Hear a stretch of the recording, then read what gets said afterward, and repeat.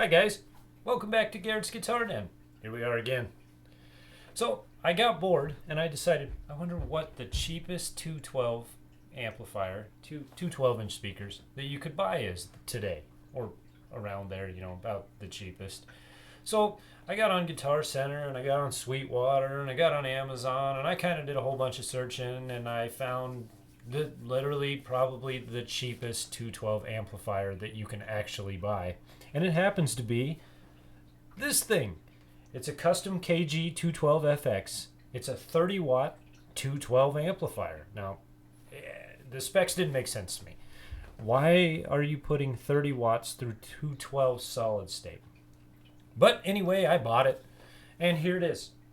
It looks pretty good.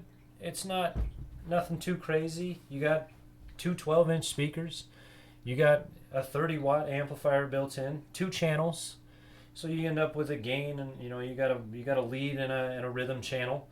Nothing too fancy as far as control goes. You got gain and volume for the lead channel. You got volume, bass, mid, and treble. And the bass, mid, and treble, a 3-band EQ shared between the lead and the rhythm channel. So all you get for the rhythm really is volume and 3-band EQ. Then you have 3 effects built in, which is another one of my biggest gripes with this amp. It's not that they're bad. They're not great, but they're not bad. So you have a switch here, right down here, that controls reverb and delay. So if it's out, you have a reverb. If it's pushed in, you have delay. You have a overall parameter for each effect. And then you have a switch here that turns on chorus on and off. I guess my biggest gripe with this amp is why not put the chorus and delay on the same switch so that you could get reverb and delay together instead of chorus and delay or chorus and reverb? I don't know very many people that use reverb and chorus, or they may, most of the people I want reverb and delay or reverb and chorus. They're not going to put delay and chorus together. It doesn't make any sense to me, and it still doesn't. I think it would be a better amp if the chorus and the delay were one button and the reverb was just an on and off. There is an optional single foot switch pedal you can get for it. All it does is control the channel switching. So you can't turn the effects on and off. They're either on or they're off. And the other thing that bugs me about the effects is there's one knob to control all of it. So if you have the reverb and the chorus on, the one knob does the reverb and the chorus amount. It's full built-in digital effects. It's nothing. They're not fancy. They work. The back side of the amp, on the back you have lines out, you have your external foot jack, and you have an external speaker jack. So nothing too crazy either. You could, I guess technically you could hook it to a 412 cab if you get really bored. I mean, I wouldn't, but you could, I guess. I mean, it might be okay. It might not be okay. It might be a little weird. It might be louder. It does not get that loud. It's almost kind of strange that they decided to do this in a 212 fashion. I think the only reason they did it is to make a bigger amp. Now, there is another KG. It's a KG 212 100 FX, which is a 100 watt 212, which makes more sense than this.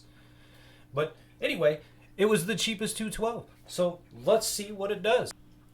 I have it hooked up right now. We're just going to run it with my Telecaster to begin with, my custom Tele, and see what it does. I mean, I'm not necessarily saying it's a great amp. It does have a really good clean tone. I have looked at some reviews, say it takes pedals well. I don't have that many pedals in this room anymore, so unfortunately I can't run pedals with it. I'm guessing as clean as it is, it probably does pedals just fine. It does a very nice clean tone. It's nothing too crazy. I got my custom Tele that's pretty much just a Telecaster here, and we'll just give it...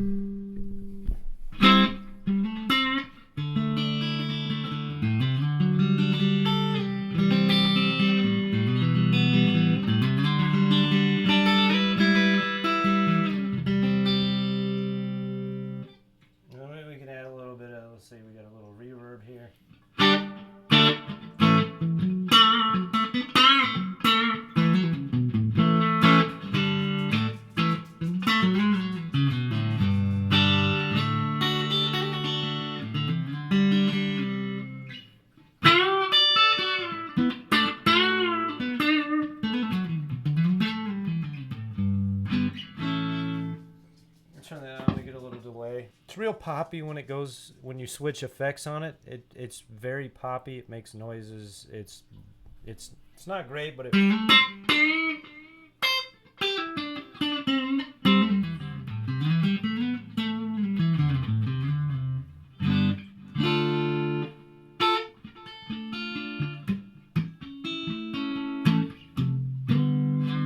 It works. I mean, it does what it says it's supposed to do. I mean, you can crank the delay way up. And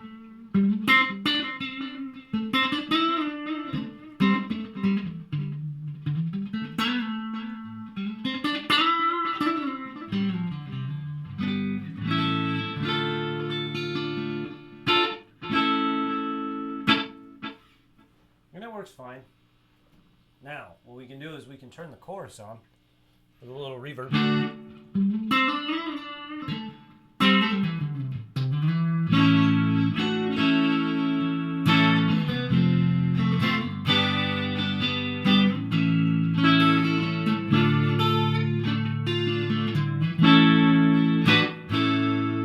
And the chorus sounds pretty decent.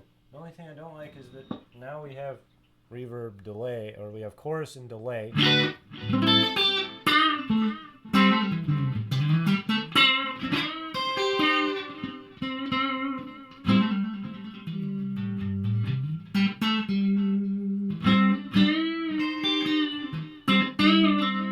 I'd rather have it have a little delay and a little reverb, or a little chorus and a little reverb. Just give it a little extra air feel to it. You probably could, go in the effects out on the back and hook up a reverb pedal, but it's right there. It's built in, so I don't understand why they just didn't do it a little different. But that's just a gripe of mine. I mean, that doesn't mean you shouldn't try it out, because you might really like it that way. The only other thing I have noticed is that, like, it's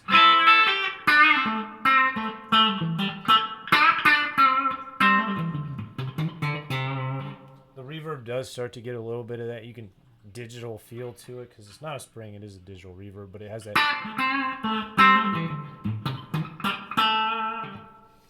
a little bit of a digital feel to the back of it. Now, I'm not saying it doesn't work. It works fine. I mean, especially depending on what you're playing. You do a little.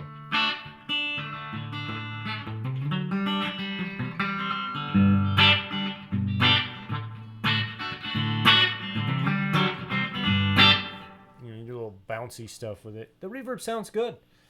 Now, the drive channel, it's nothing fancy. It's nothing special.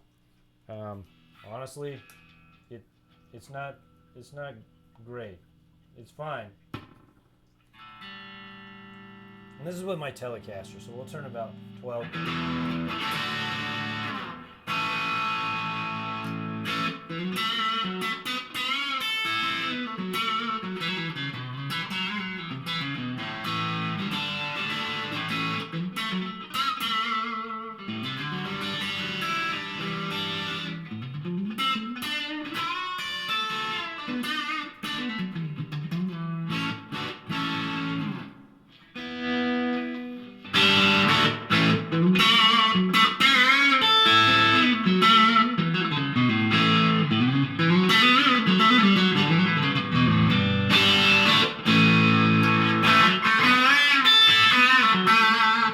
Drive channel gets harsh real quick, especially with single coils. It gets gnarly harsh, real top endy.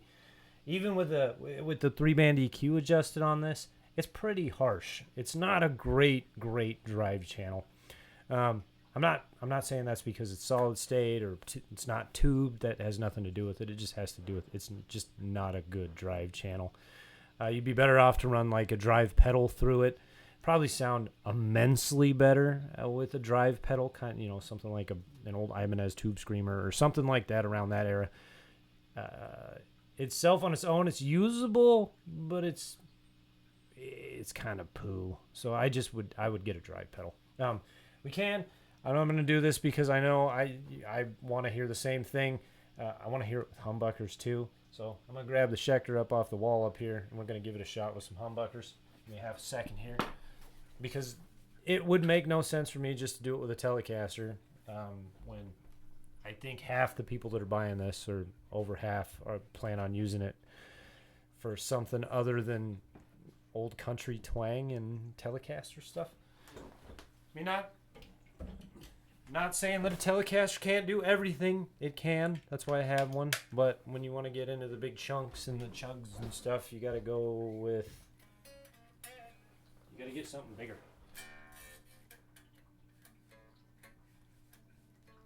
This one's in drop D.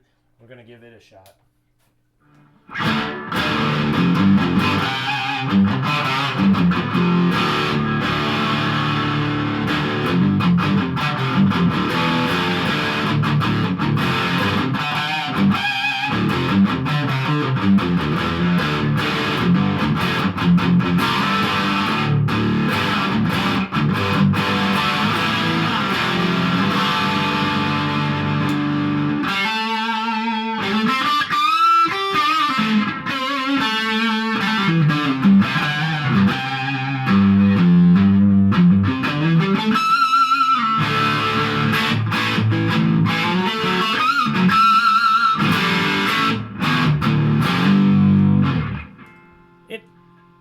It does a thing. It works if that's, just for some distortion, if that's all you want. But it's not too good. So how much is it? And is it worth it?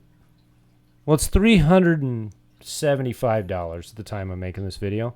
And you know what, actually, if you just need a decent little amp in your room, I don't know if I'd buy this one. There's a lot of better options out there. You get a Blackstar or something like that, and you can get it for cheaper money. I mean, even if you don't need 212s and you're not trying to do loud stuff, you get a Spark.